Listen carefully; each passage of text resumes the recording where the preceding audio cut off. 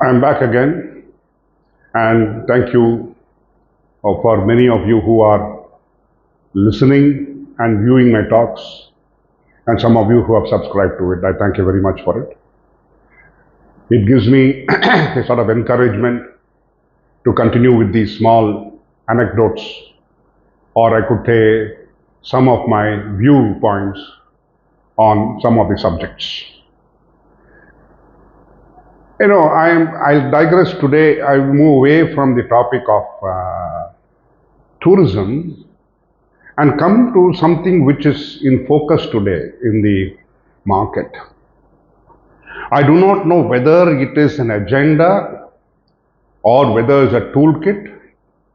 I do not know about it, but I'm just trying to put forward my thoughts on the views which I see on the Instagram and YouTube and WhatsApp and other social media, including the newspapers and other factors. For example, when we look at the news which comes out in the WhatsApp or in YouTube, some of the news is something I would say disturbing, I would say. What is the disturbing, I would say? The concept of the middle class. Now, is there a difference being created between the rich and the poor and the middle class and the... Because we are already having a problem with other aspects of society, which is being highlighted today by many of the people involved in it. I'm not going into that topic. What I'm going to talk about, what I'm thinking about is the concept of middle class. Who is middle class? Can you define it? Can you define it? Can you ever, what do you say that these are the people who are middle class, these are the rich, etc., etc. Some people write articles, oh, so many people have gone out of India, the super rich. Are they super rich? Or have they had other opportunities? We must view it very, I would say, use it like a classical painting. You should view it like a classical painting. A classical painting shows beauty in all its endeavors. Like to say that if you are looking at a painting of, some of the British painters, the colors and the description and the vivid pictures of leaves, plants, and the fruits and the flowers, they are wonderful. It is something like that we must view it here also. We have to encapsulate what middle class means before we can say that the middle class is suffering, the middle class is suffering, middle class is suffering. Is a middle class suffering, or is it that a concept which has been created that the middle class is suffering? Why am I saying so? I am saying so because people are talking about the middle class being taxed, overtaxed, undertaxed, every type of thoughtful purpose of tax. Is a middle class only people who are paying tax and no other person pays tax? It's very funny. Income tax is one source of income for the government, but everybody pays tax. That is, we should understand what are we looking at, what is the use of a tax in any form. If you look at an indirect tax or a direct tax, they are both taxes. What do you mean by taxes? It is a kind of, how would I say, it will be difficult for very people to understand the concept. It is like a rent which you pay for the utilization of services. What is that rent? The rent is all the services of the government.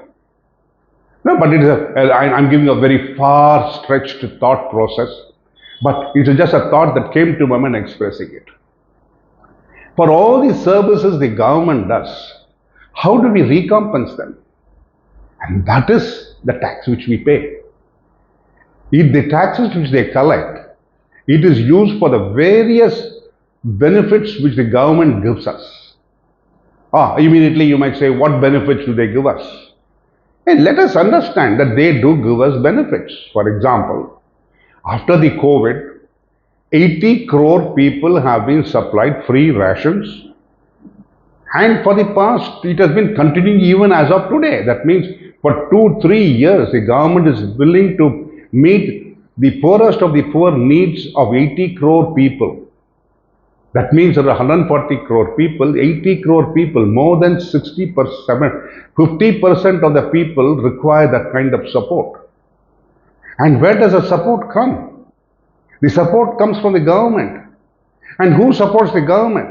We, the Indian people, support the government. How do we support the government? We pay our taxes. When we pay our taxes regularly, that goes into the kitty of the government, from where it is distributed in various aspects of utilization by the government.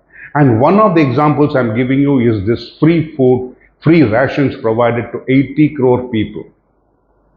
Is it not that we as Indians take all the Indians together, or should we stand apart and say, no, no, no, I will not pay taxes, the government is taxing me, I am working hard. You mean the 80 crore people are not working hard?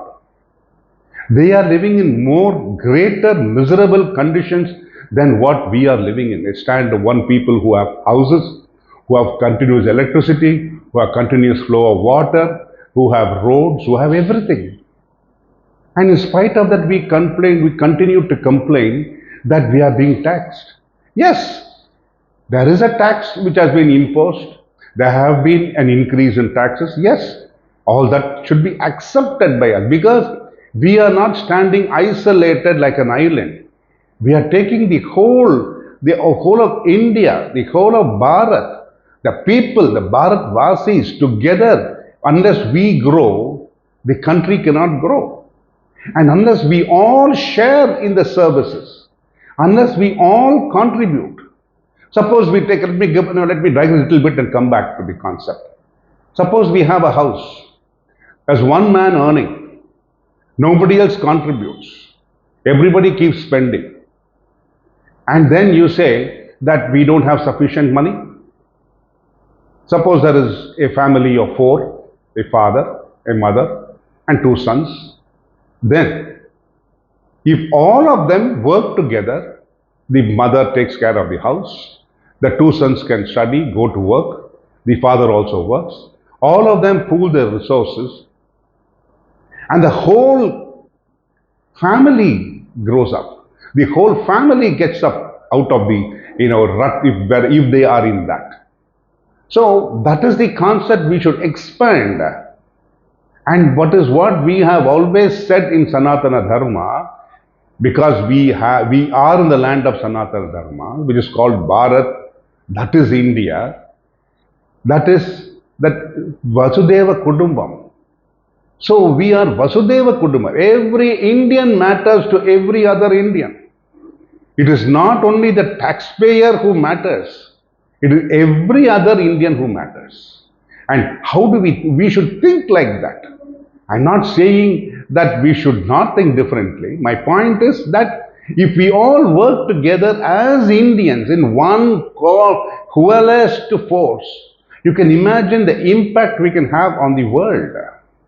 Because we have the largest talent pool, we have the most youngsters now willing to work, and we are having the opportunity with the government backing us. Don't we think that we should all work together to achieve the goal? Not only what the government is looking at, the world is looking at.